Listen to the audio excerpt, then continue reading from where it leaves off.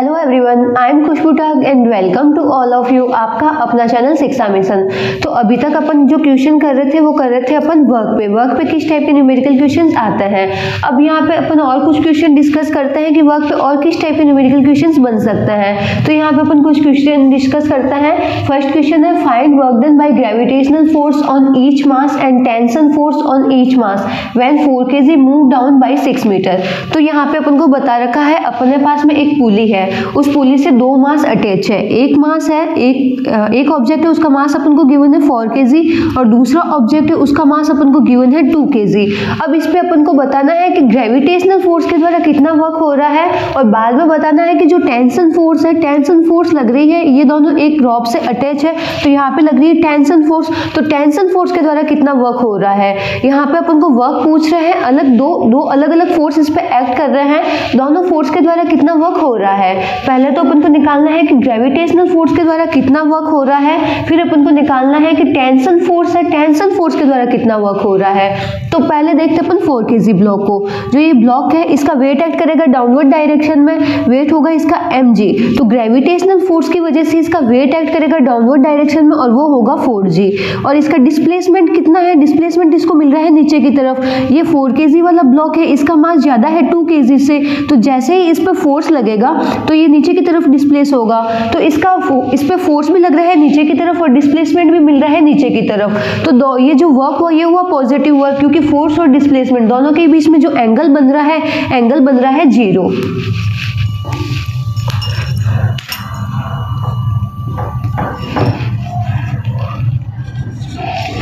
तो पहले अपन निकालते हैं work done by gravitational force on 4 kg block.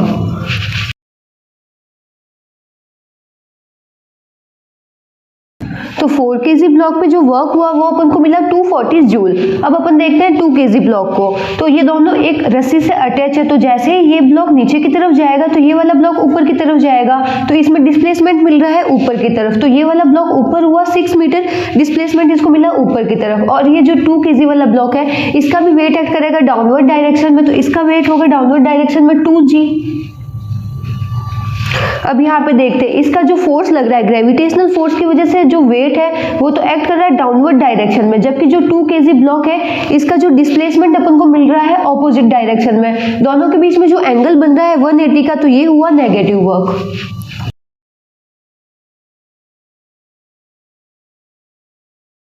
तो 2 kg वाला जो ब्लॉक है इस पे जो वर्क हुआ वो अपन को मिला -120 जूल। 4 kg वाला जो ब्लॉक है उस पे जो वर्क हुआ वो हुआ पॉजिटिव वर्क, क्योंकि फोर्स और डिस्प्लेसमेंट दोनों ही एक ही डायरेक्शन में है, तो यहाँ पे अपन को मिला 240 जूल। जो 2 kg वाला ब्लॉक है उस पे जो वर्क हुआ वो अपन को मिला -120 जूल, क्योंकि वेट एक्ट कर रहा है डाउनवर्ड डायरेक्शन में और डिस्प्लेसमेंट अपन को मिल रहा है ऊपर की तरफ। तो ग्रेविटेशनल फोर्स की वजह से दोनों पे जो वर्क होता है वो अपन को मिलता है इतना। अब बनाते हैं अपन इसकी इक्वेशन। इसका जो वेट है, वेट एक्ट कर रहा है डाउनवर्ड डायरेक्शन में, और जो टेंशन फोर्स है, टेंशन फोर्स लग रही है यहाँ पे अवे फ्रॉम पॉइंट। 4 kg के लिए जो टेंशन फोर्स लग रही है वो लग रही है ऊपर की तरफ, और इसका वेट है, वेट एक्ट कर रहा है डाउनवर्ड डायरेक्शन में, और बॉडी किस साइड में एक्सेलरेट हो रही है, बॉडी एक्सेलरेट हो रही है नीचे की डायरेक्शन में। तो जिस साइड में बॉडी एक्सेलरेट होती है उस साइड के फोर्स को पॉजिटिव और उसके जस्ट ऑपोजिट फोर्स को नेगेटिव। तो ये वाला फोर्स हुआ पॉजिटिव और ये वाला हुआ नेगेटिव। तो इसके लिए अपन नेट फोर्स की इक्वेशन बनाते हैं, 4g - t = 4a। अब देखते हैं अपन 2 kg वाले ब्लॉक को। तो 2 kg वाला ब्लॉक है, इस पे जो वेट एक्ट कर रहा है डाउनवर्ड डायरेक्शन में, और इसमें जो एक्सेलरेशन अपन को मिल रहा है ऊपर की डायरेक्शन में, क्योंकि ये वाला ब्लॉक है 6 मीटर ऊपर डिस्प्लेस हो रहा है। अब इसमें भी जो टेंशन फोर्स एक्ट कर रही है वो एक्ट कर रही है अवे फ्रॉम पॉइंट, तो यहाँ पे टेंशन फोर्स एक्ट कर रही है। तो टेंशन फोर्स ऊपर की तरफ एक्ट हो रही है, बॉडी एक्सेलरेट भी अपन को ऊपर की डायरेक्शन में हो रही है। तो इसके लिए अपन नेट फोर्स लिखेंगे T - 2g = 2a। अब इक्वेशन फर्स्ट और इक्वेशन सेकंड दोनों को ऐड कर देंगे तो यहाँ से अपन को a की वैल्यू फाइंड आउट हो जाएगी।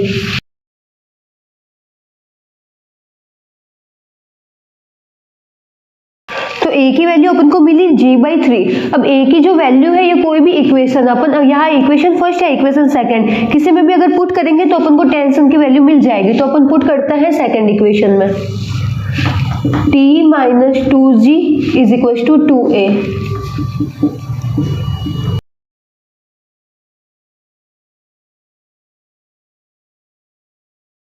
तो टेंशन फोर्स अपन को मिला 8G/3। अब देखते हैं 4kg वाला ब्लॉक को। जो 4kg वाला ब्लॉक है इसमें टेंशन फोर्स एक्ट कर रही है ऊपर की तरफ और बॉडी का डिस्प्लेसमेंट अपन को कहाँ मिल रहा है, नीचे की तरफ। तो टेंशन फोर्स ऊपर की तरफ और बॉडी का डिस्प्लेसमेंट नीचे की तरफ, दोनों के बीच में जो एंगल बन रहा है 180, तो ये हुआ नेगेटिव वर्क। तो टेंशन फोर्स के द्वारा किया गया वर्क 4kg वाले ब्लॉक पे अपन देखते हैं।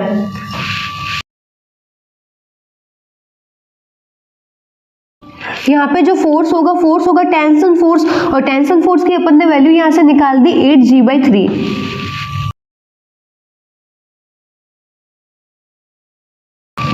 तो 4kg वाला जो ब्लॉक है उस पर टेंशन फोर्स के द्वारा जो वर्क हो रहा है वो अपन को मिल रहा है -160 जूल, क्योंकि टेंशन फोर्स लग रही है ऊपर की तरफ और डिस्प्लेसमेंट हो रहा है नीचे की तरफ। अब देखते हैं अपन 2kg वाले ब्लॉक को। तो इसमें टेंशन फोर्स लग रहा है ऊपर की तरफ और डिस्प्लेसमेंट भी अपन को मिल रहा है ऊपर की तरफ, तो ये हुआ पॉजिटिव वर्क, क्योंकि फोर्स और डिस्प्लेसमेंट दोनों ही एक ही डायरेक्शन में है और इनके बीच में एंगल बन रहा है 0। तो अपन निकालेंगे टेंशन फोर्स के द्वारा किया गया वर्क 2kg ब्लॉक पे कितना है।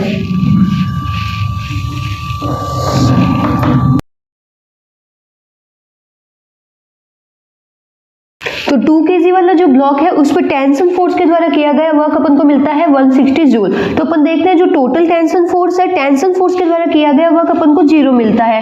4kg वाला जो ब्लॉक है इस पे जो वर्क हुआ वो अपन को मिलता है -160 जूल, और 2kg वाला ब्लॉक है इस पे टेंशन फोर्स के द्वारा किया गया वर्क अपन को मिलता है 160 जूल। तो जो टेंशन फोर्स होता है वो होता है इंटरनल फोर्स, और इसके द्वारा किया गया टोटल वर्क डन अपन को मिलता है 0।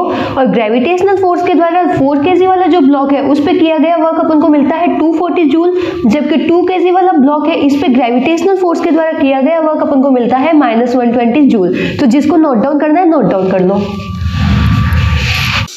नेक्स्ट क्वेश्चन देखते हैं। तो नेक्स्ट क्वेश्चन है a force F vector is equal to 3i cap plus 2j cap plus 6k cap act on a body and displace it from 4,6,8 to 2,1,3 find work done. तो यहाँ पे अपन को बोल रहे हैं एक बॉडी है, उस बॉडी पे जो फोर्स लग रहा है अपन को उसकी वैल्यू दे रखी है 3i cap plus 2j cap plus 6k cap. अब जब अपन इस पे फोर्स अप्लाई कर रहे हैं तो वो बॉडी डिस्प्लेस हो रही है 4,6,8 से 2,1,3। तो अब अपन को बताना है कि उस टाइम अपन ने कितना उस पर वर्क किया।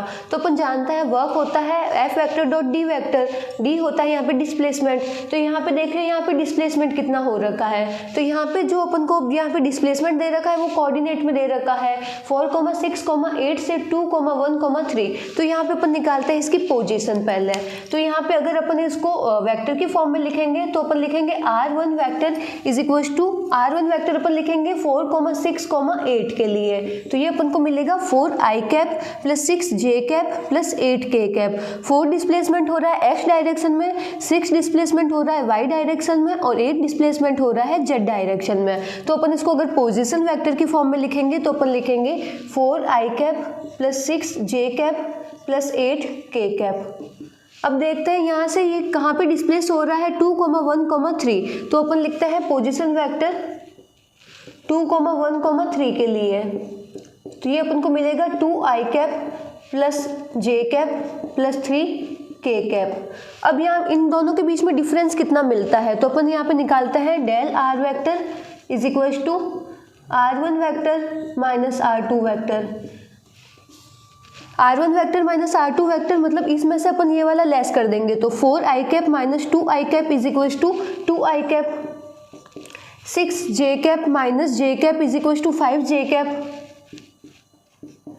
Plus 8k cap minus 3k cap is equal to 5k cap.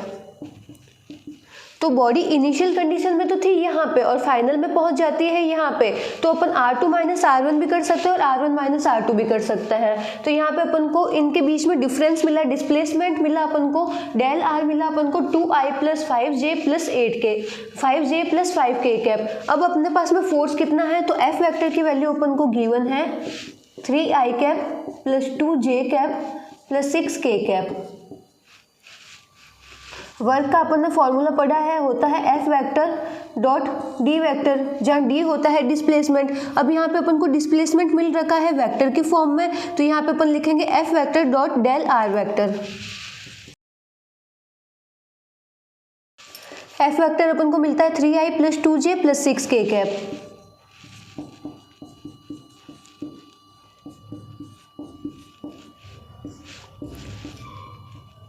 यहाँ पे हो रहा है डॉट प्रोडक्ट और डेल आर अपन को मिल रहा है 2i + 5j + 5k कैप। जब अपन डॉट प्रोडक्ट करता है तो अपन i को i से, j को j से और k को k से मल्टीप्लाई करता है। तो अपन को फाइनल आंसर मिलता है, वर्क डन अपन को मिलता है 46 जूल। तो यहाँ पे अपन ने क्या किया, अपन को जो फोर्स है वो वेक्टर के फॉर्म में दे रखा है 3i + 2j + 6k कैप, और यहाँ पे अपन को पोजीशन वेक्टर दे रखा है 4,6,8 से डिस्प्लेस होता है 2,1,3। तो अपन पहले इसका पोजीशन वेक्टर निकालेंगे, फिर इनके बीच का डिफरेंस निकालेंगे और फिर वर्क का फॉर्मूला होता है F vector dot D vector. यहाँ पे डिस्प्लेसमेंट अपन को कितना मिल रहा है, डेल आर मिल रहा है, तो F vector dot del R vector, F vector की वैल्यू लिखते हैं यहाँ पे, और डेल आर की जो अपन ने वैल्यू निकाली वो यहाँ पे लिखते हैं। i को i से, j को j से और k को k से मल्टीप्लाई करेंगे तो अपने पास में वर्क मिला अपन को 46 जूल। तो जिसको नोट डाउन करना है नोट डाउन कर लो। नेक्स्ट क्वेश्चन देखते हैं। तो नेक्स्ट क्वेश्चन है, if two force F1 vector is equal to i cap + 2j cap - 4k cap and F2 vector is equal to 3i + 6j cap + 8k cap act on a body and displace it from 1,0,0 to 3,2,1 find net work done. तो यहाँ पे अपन को बोल रहे हैं एक body है, उस बॉडी पे दो फोर्स एक्ट कर रहे हैं, एक है F1 वेक्टर फोर्स और एक है F2 वेक्टर फोर्स। अब जब अपन उस पर फोर्स अप्लाई कर रहे हैं तो बॉडी डिस्प्लेस हो रही है 1,0,0 से 3,2,1। तो अब अपन को बताना है कि इतना फोर्स और डिस्प्लेस, इतना अपन फोर्स अप्लाई कर रहे हैं और बॉडी डिस्प्लेस हो रही है तो उसके बीच में अपने द्वारा कितना वर्क डन हुआ। तो यहाँ पे अपन देख रहे हैं अपन को दो फोर्स दे रखे हैं, F1 वेक्टर और F2 वेक्टर। तो यहाँ पे अपन निकालेंगे नेट फोर्स।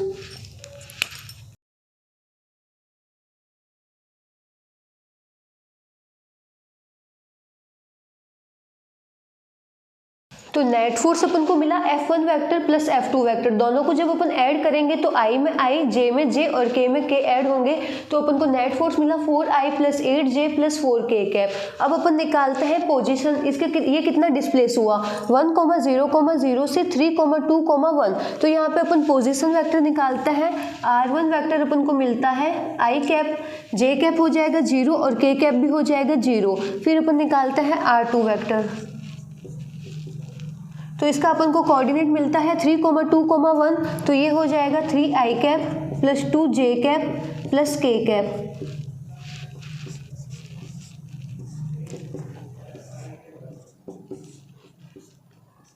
दोनों के बीच में डिफरेंस निकालते हैं, कितना डिस्प्लेस हुई बॉडी। इनिशियल कंडीशन में यहाँ पे थी, फाइनल में यहाँ पे आ जाती है। तो बॉडी कितनी डिस्प्लेस हुई, R2 - R1 कर देंगे तो अपन को मिलेगा 2i cap + 2j cap + k cap. अब अपन को नेट फोर्स अपन ने निकाल लिया यहाँ से और अपन को पोजीशन वेक्टर अपन को मिल गया डेल R = R2 - R1। तो अपन यहाँ से वर्क डन निकाल सकते हैं। वर्क डन हो जाएगा F vector dot del R। F vector अपन ने निकाल दिया यहाँ से, net force 4i + 8j + 4k cap, और अपन को पोजीशन वेक्टर मिला, इन दोनों के बीच का डिस्प्लेसमेंट अपन को मिला 2i + 2j + k कैप।